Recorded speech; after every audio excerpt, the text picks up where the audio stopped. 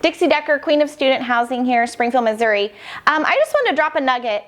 This kind of goes against what I always kind of bring my dad up. He is a good mentor, but he always said, don't talk politics, sports, or money with people because the subjects are too controversial that you'll lose friends or lose clients over it.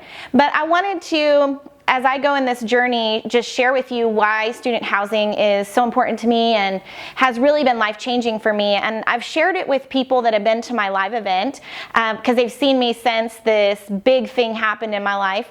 But I want to share that with you today. So I knew when I got into real estate, the goal was to have the glitz and the glam. And I've said this probably before. If you've been watching me, you've heard me say this. It's for the Lambo or the beach house, or it's all these glitzy things that you think you want because the money behind what we are teaching, I guess. But for me, this year has been really eye-awakening for me personally because I don't feel that old. I know I'm getting older, but I had neck surgery this end of August, beginning of September, and prior to that I was basically in rehab. I was on ice, just trying to manage the pain because I couldn't use the right hand, the right arm. It was kind of devastating, right? I kept saying, I'm not old enough for this. Like, what is happening to me? So collectively, I was outside of my business for a little over 10 weeks trying to manage the pain, have surgery, recover from surgery, and at the same time, keep my businesses running.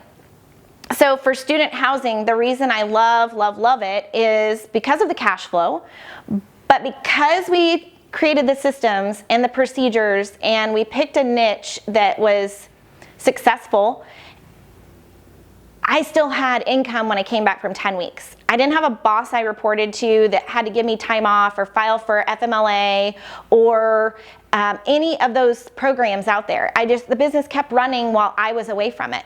So I cannot say student housing is that niche has been I've been so grateful for it this year specifically, and I'm still limited. I'm still going through rehab therapy. I'm still learning to use my hand and hold things and hold a coffee cup and just weird things.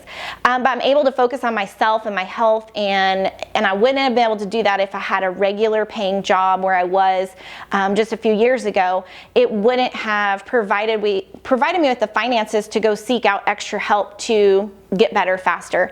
And in saying that, I was out for 10 weeks for that, and then I got married this year, so I was out for another 2 to 3 weeks doing that and going out of the country and getting married and the planning. And so I just encourage you that yes, it's for the fun stuff, but it's also for these terrible things that happen to you that you don't expect or you didn't anticipate. And it didn't take me out financially.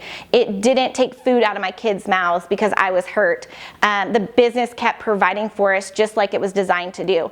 So I love a fancy car or a good outfit, but this meant the most to me.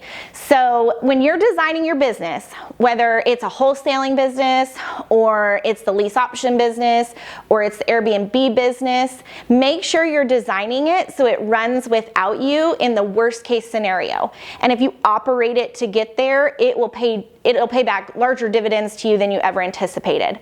So I hope that encourages you to just dive a little bit into your business and say, what can I start delegating and making a system out of to make this thing take care of me when I can't take care of myself.